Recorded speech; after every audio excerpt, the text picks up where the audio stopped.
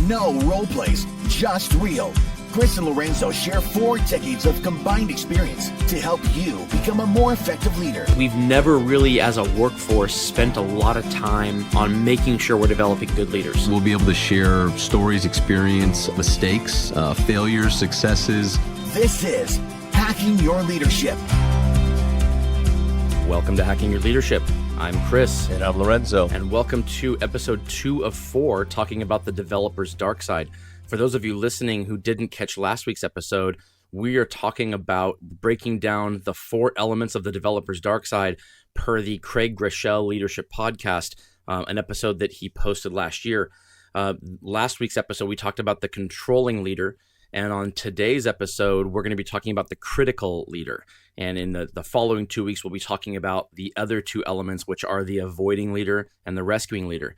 Now, in talking about the critical leader, I want to read kind of what the summary of this leadership trait is, and then we can talk about it a little bit. There's a little bit of overlap between the critical leader and the controlling leader, or at least there seems to be on the surface. But at the end of the day, the motivation is very different, and these are very different types of leaders. So according to Craig Groeschel, the critical leader often points out what's wrong and rarely what's right. They always seem to have good intentions behind their actions, and they believe they're trying to help somebody improve, but in order to do that, they have to show them what they did wrong.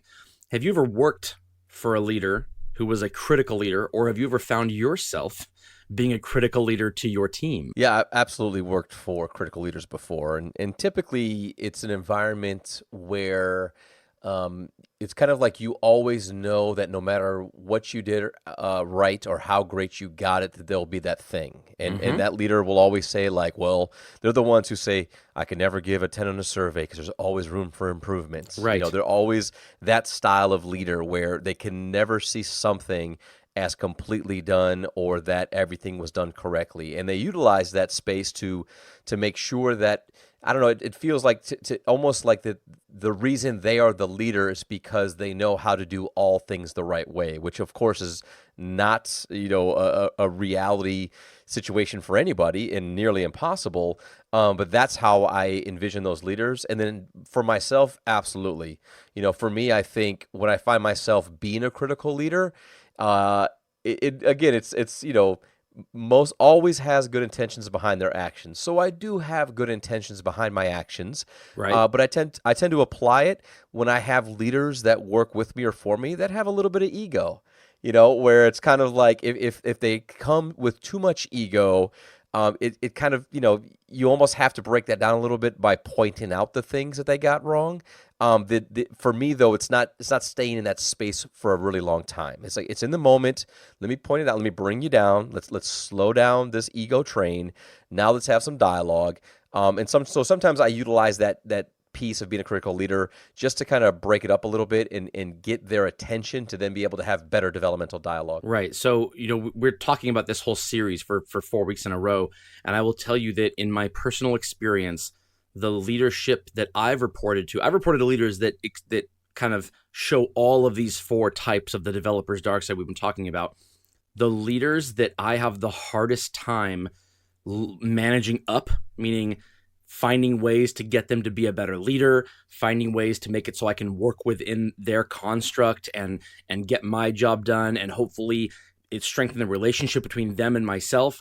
This is the one. The critical leader is the one that I have the hardest time doing, because when I come in contact with a critical leader, I find I shut down. And because of that, I think it's the one that is the least part of my own developer's dark side, because I have such an aversion to it. My spidey sense tingles when I see a leader doing this, and I despise it so much that I don't think I could ever do it to somebody else.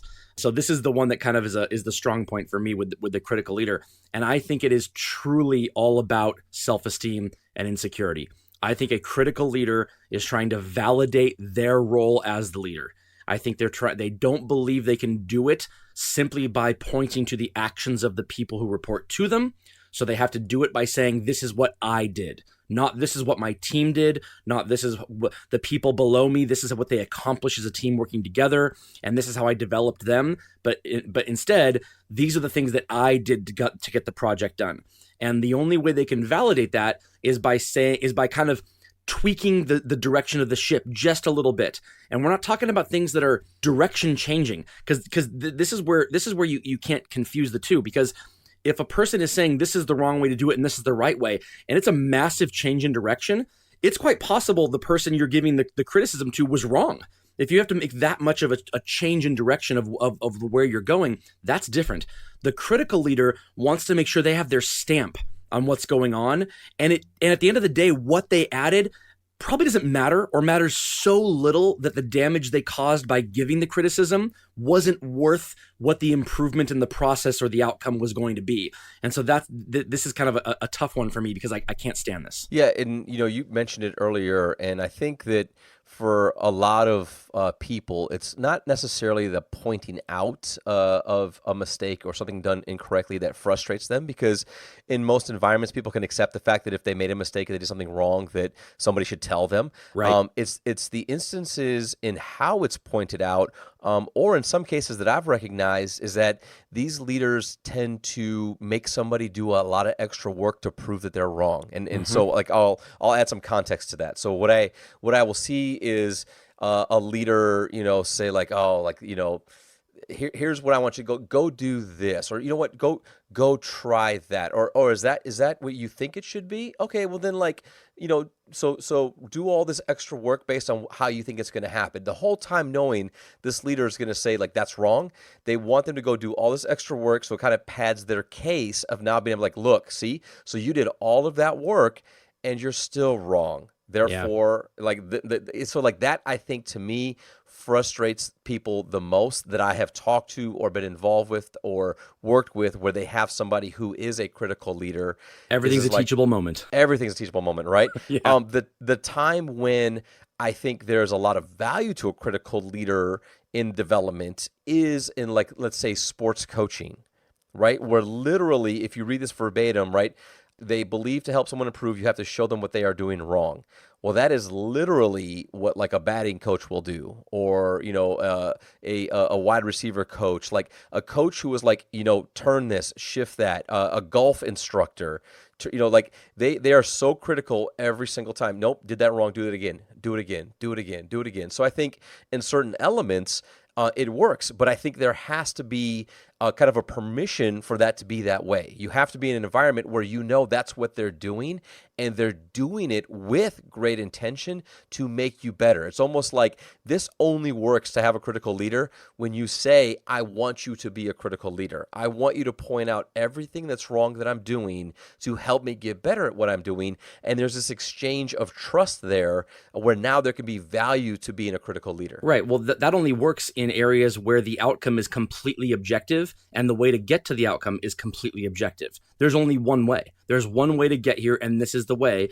And both the boss and the employee agree that that is the case. And like you said, if you're talking about an athlete with a coach, there are videos online where it shows, great major league pitchers, and they'll do overlay videos showing 10 pitches from 10 different games, and it looks like a single pitch in terms of the motion of the body down to the millimeter and the way the ball travels through the air exactly down the exact same path every single time. There's no way to do that unless you practice it thousands and thousands and thousands of times. When we're talking about the average U.S. workforce employee here, there are very few things as objective as that. Their subjectivity exists everywhere else. The way you get a job done is subjective. The outcomes might not be, but how you get there absolutely is. And how I look at the critical leader is the one where you in a very black and white example, there's multiple ways to get from point A to point B on a map if you're driving somewhere. And there's a lot that can go into it as far as traffic goes. The critical leader will say, oh no, don't take this street, take that street. And they're both the same distance, they're both the same traffic, but it's almost like they're saying, I want you to do it the way that I would do it because it will validate my leadership to have you do it the way that I would want you to do it. When in actuality, if they just said, yeah, I'll see you there instead, then it becomes, you know what, there are things about this job that you can do on your own that you don't need me for. And a critical leader has a hard time admitting that and acknowledging that. Yeah, and I think a key piece to this is when they say like they believe to help someone improve, you have to show them what they did wrong. So when I hear that statement, I rewind to say, well, like, why is that a belief? Why do they hold on to that so strongly that this is the way to get better? And I go, aha, probably because they were the result of that environment with another leader or another person in their life, right? Right. Somebody that was so critical at everything they did that they say, well, they had success, or that critical leader or critical parent or critical mentor or critical partner, that person in their life who was critical has convinced them that because of them having taken their criticism, that is the reason why they got better. And they devalue the fact that they either had to focus on something, get better at something. So they attach the success to the action of the other person and Right. not to the drive that they had for themselves to actually get the work done or to improve in what they're trying to improve in. Right. They got better in spite of that, not because of it. But they define it as the reason why. And so therefore, that's how they lead. Right. And so it's kind of one of those things where do you break the chain and how do you break the cycle? And It's hard. And it's very hard. It's super hard because I think of in the critical leader element and the thing that says like the insecure leader gives blame, but the strong leader takes responsibility. I have had the absolute honor of having leaders and mentors in my career that have shown me that so much, that you work for your people. When things go right, they get the recognition. When things go wrong, it's all your fault, right? Yes. Like you Yep. own as leader. I grew up in that my entire career, regardless of organizations or titles or jobs. There was a few times in my career where I had bad leaders. Most of the time, really great leaders and mentors who were inspirational, and they lived that message. So I think about, well, that's what shaped my leadership style and what my belief is in leadership. So I could completely understand and align with somebody who believes that this is a proper leadership style if that was what they had seen and that's what they had been given. And for, I think, some elements of this, it's probably a lack of perspective of you've either worked in the same environment for way too long, the same organization for way too long, and you've not had an opportunity to see how other people do it, and therefore you believe that this is the way it has to be done. Right. Well, I think, again, just like we talked about last week, if you're trying to control this in yourself and you realize that you're a critical leader, do you have good intentions behind your actions? And I know no one wants to think they're the bad guy. No, it's really difficult to look at yourself in the mirror and think, no, I don't have good intentions. Sure. So most people listening, the fact that they're listening at all means they're trying to improve their own leadership style to begin with.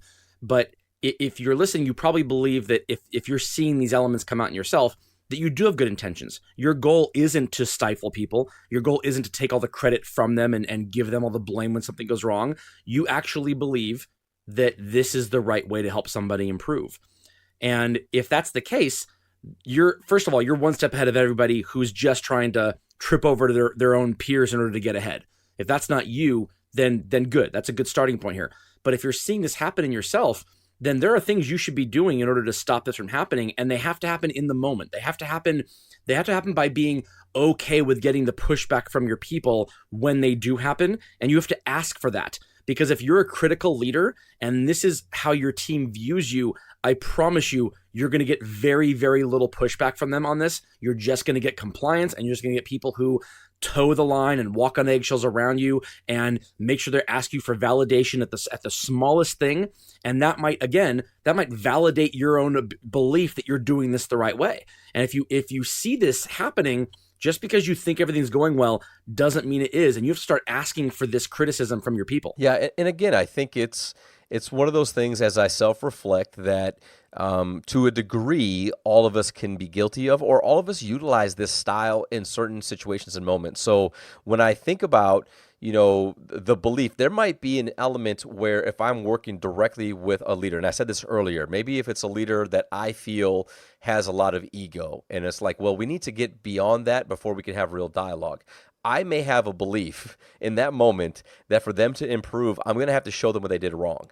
And I may have a moment in that space where I'm going to have to give them the blame. Like, I'm going to have to say, like, you did this wrong, and I need you to own it. I know that I'm the leader here. I know that at the end of the day, if you work for me or work with me, I'm going to own it directly at some point. But in this situation, in this context, in this scenario, I believe that I'm gonna have to point this all out, and I'm gonna have to give you the blame. And like, you have to own this. And there has been times when I have had to be that critical leader with individuals. This was not even so maybe 5-6 months ago, having a leader that was causing some noise, having some dialogue, approaching interactions with a little too much aggression, a little too much not listening, not collaborating in environments. And I had to go to that leader and say, look, you're wrong here.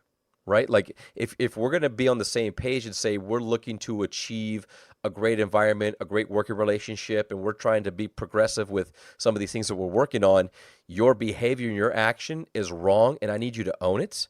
And I'm going to be really clear about it, and I'm going to point out exactly what it was. Now we can have dialogue once that leader accepted it.